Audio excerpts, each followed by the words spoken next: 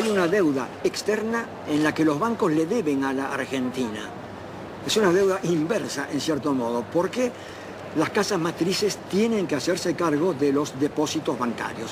Eso está en la jurisprudencia argentina desde 1971, en el famoso caso Swift-Deltec, en donde se resolvió que la casa matriz era responsable por las deudas de sus filiales. Y es una estafa que el Estado tenga que hacerse cargo de las deudas del sector privado. ¿Y el caso de nuestra deuda externa? La deuda está plagada de ilegitimidades. Primeramente hay una ilegitimidad de fondo. Es ilegítimo pagarle a los bancos cuando hay 18 millones de pobres y 9 millones de indigentes. Hay una prioridad humana en esto. Segundo, hay usura. La usura está aprobada tanto que si se hubiera aplicado una tasa de interés normal, la deuda externa se hubiera terminado de pagar en 1988. ¿Pero cómo fue la estafa? Hubo préstamos de las casas matrices a las filiales, que eran movimientos intracompañía, que esos préstamos eran considerados deuda externa, cuando en realidad eran movimientos dentro de la misma empresa. Se compraban dólares. Esos dólares se los depositaba en una cuenta en Estados Unidos. Con la garantía de esa cuenta daban otro préstamo que entraba al país. Se compraban dólares y así se lucraba indefinidamente con la tasa de interés. Es lo que se llamó en aquella época la bicicleta financiera, con la que se hicieron fortunas. Y precisamente los grandes beneficiarios fueron los grupos económicos que son los mismos de siempre. Al finalizar el gobierno de Alfonsín, la deuda externa se aproxima a 54.000 millones de dólares. Menem dejará en manos de la banca acreedora determinar cuánto se les debe. El Congreso jamás trataría la deuda, ignorando la Constitución y la denuncia de Alejandro Olmos. 10 años después, llegará a 130.000 millones.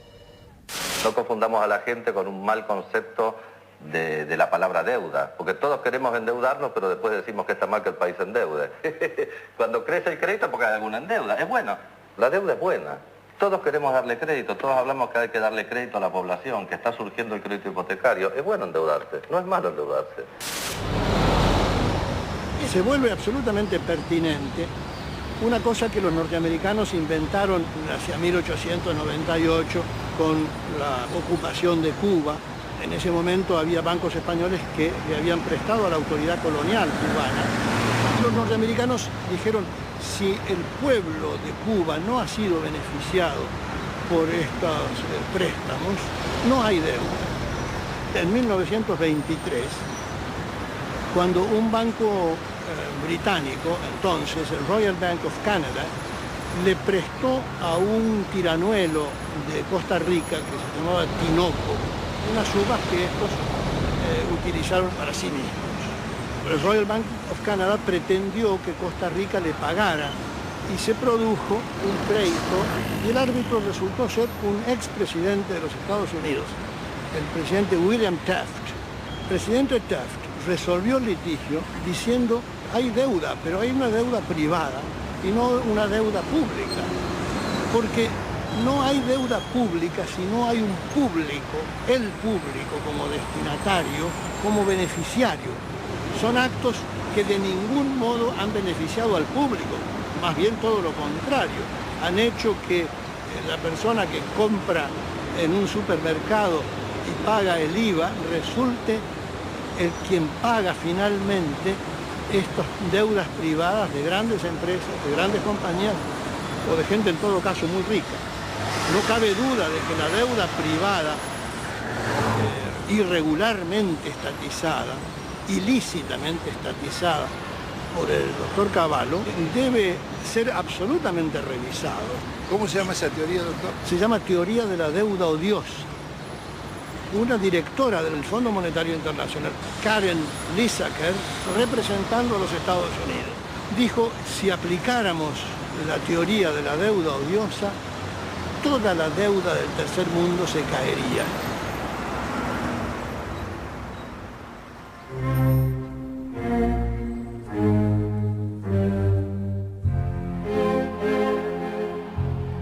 La democracia democracia retorna de la mano del radical Raúl Alfonsín con un discurso socialdemócrata. Promete defender los derechos humanos, dar batalla contra la pobreza y demostrar que con la democracia se estudia, se cura y se come. Al balcón del histórico Cabildo de la ciudad de Buenos Aires, el presidente de la República, la enorme responsabilidad de asegurar la democracia y el respeto por la dignidad del hombre en la tierra argentina. Hemos dicho que esto significa que el Estado no puede subordinarse a los grupos financieros internacionales, pero que tampoco puede subordinarse a los privilegiados locales. Pero el Estado está en quiebra y es preciso optar. El ministro Grispum propone denunciar la deuda externa y privilegiar el crecimiento. Alfonsín lo considera inviable y cede a la presión del poder. Y esto ha de lograrse a través de un ajuste que va a ser duro y que va a demandar esfuerzos de todos. Esto se llama, compatriotas, economía de guerra. Y es bueno que todos vayamos sacando las conclusiones. El drástico ajuste se llama Plan Austral. Una vez más, millonarios recursos públicos pasarán a los bancos y corporaciones. Alfonsín actúa con un doble discurso. Promete investigar la deuda, pero ordena al presidente del Banco Central legitimarla. Promueve el juicio a las juntas militares por los crímenes de la dictadura y 2 años después, las leyes de obediencia debida perdonarán los delitos cometidos bajo órdenes superiores. Es el logro de la insurrección de los oficiales carapintadas. La población sale de sus casas y desafía los tanques.